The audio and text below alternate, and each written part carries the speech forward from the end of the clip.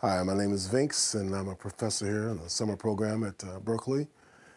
And my chief focus is teaching musicians how to be artists, which is a lot like teaching construction workers how to be architects, which is, have you ever been in one of those situations where they say, do this, do that, and, and you have to do that, and the boundaries are here, now just go and be yourself.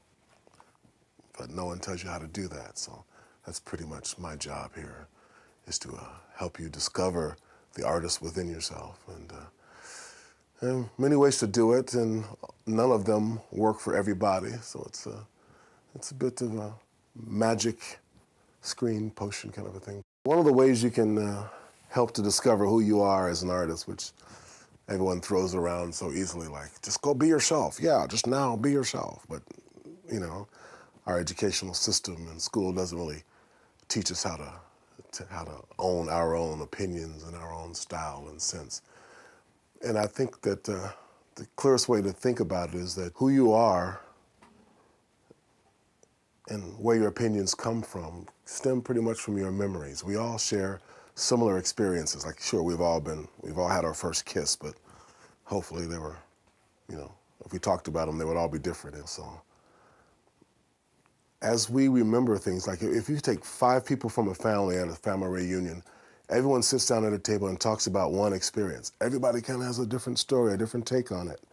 And that's what makes you special as an artist. That's what makes you special as a musician. And that's what I know has made me special as a singer.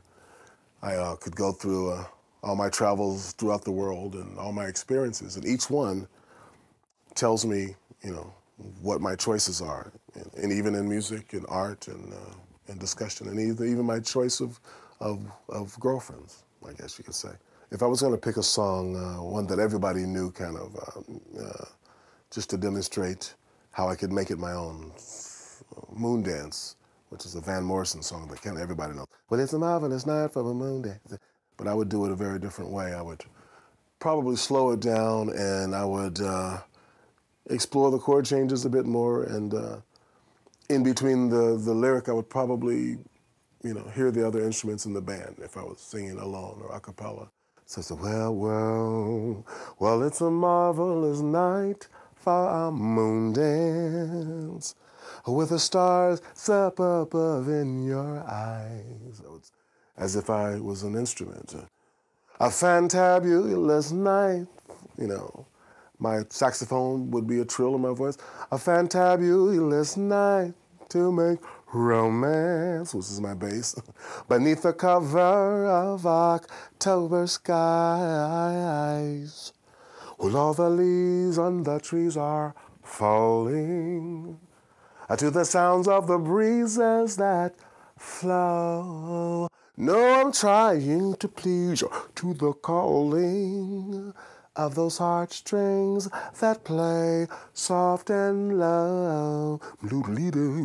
You know the night's magic seems to whisper and hush. Boom, boom, boom. You know what I'm saying? I would play the instruments between the lyric, and that would probably be my style, because that's how I hear the music. I don't just hear the singer, because I'm also a percussionist and a producer and a songwriter. So I'm hearing the orchestral version of the song. So it's difficult for me just to say, well, it's a marvelous night for a moon dance. When the stars, for me, I'll be bored real fast. As you look into a picture, I need you to think about what you see, not what the picture says, but look at the backstory of a picture. I want you to look past what the obvious is and say, okay, what happened before they arrived in this picture? Or if you watch television, for instance, you can turn the sound off and just sing what's going on with Gilligan's Island, and just sing what the scene is, and will help you to identify yourself to the emotional moment of the scene that you're looking at. If you were to go to an art gallery, everything you see, everything you look at, everything that passes in front of you has a soundtrack to it. So you supply your personal soundtrack to everything that's around you, and it will help you to discover, well, how do I hear it? What do I think about that, So it really helps to turn the sound off of moving images and replace it with your own. That's one of the tricks that I always did.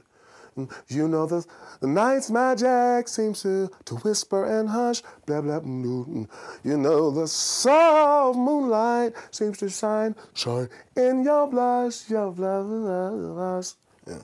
And can I just have one more moon dance with you, my love, which would be my bass player. And can I just make some more romance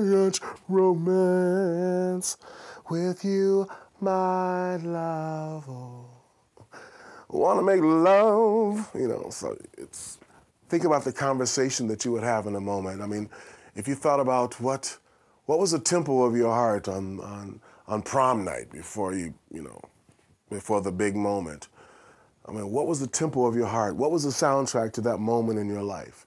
And see if you can sing it or play it or whatever it is your instrument is. What about the saddest moment of your life? What did that sound like? You know, sing that. And I used to have a dog named Fat Boy, and I would sit there and I would just sing to my dog. I know it sounds very strange, but he was a great audience. He would just kind of look at me and react. And if I was sad, he would get sad. He would know that I was sad. And it was really interesting that he reacted that way. I guess that's a special trick dog, but I'm sure you have some friends, if you don't have a pet, that might sit and listen to you and tell you how they react to it and how you make them feel. It's very important that you know how you feel, or you won't be able to make someone else feel something. So as an artist, your biggest mission in life is to know how you feel and to have an opinion about how you feel and how things make you feel. If you hear someone else's song, that doesn't mean you can't make it your own. Once it passes through your series of filters and opinions, suddenly you're able to go, well, I would do it this way, you know, and then this is where we begin to discover the truth, the magic that is your own. So it's not so easy because we grow up listening to amazing other people, you know, and we find ourselves more of the times than not kind of copying pieces of someone else. And it takes us a long time to assimilate all that as language, you know, as vocabulary, because music in the end is just a language. And it's more important that we tell a great story than to spew out massive words in our vocabulary. So don't worry about the licks that Mariah Carey does or the embellishment that a Charlie Parker does. Learn the language and then tell a great story. That's all you have to do. And the story has to be yours because that's the only thing you have that's special. Everything else doesn't matter. My fans didn't care about what I did until I stopped caring about about them. Does that make sense? They didn't care about me until I stopped caring about them. When I would write a song or perform and try to let me do something I think they want to hear, that's not the truth. They would rather me just be me and give me who I am, and then they cared about me. As soon as I stopped caring about them, it's true.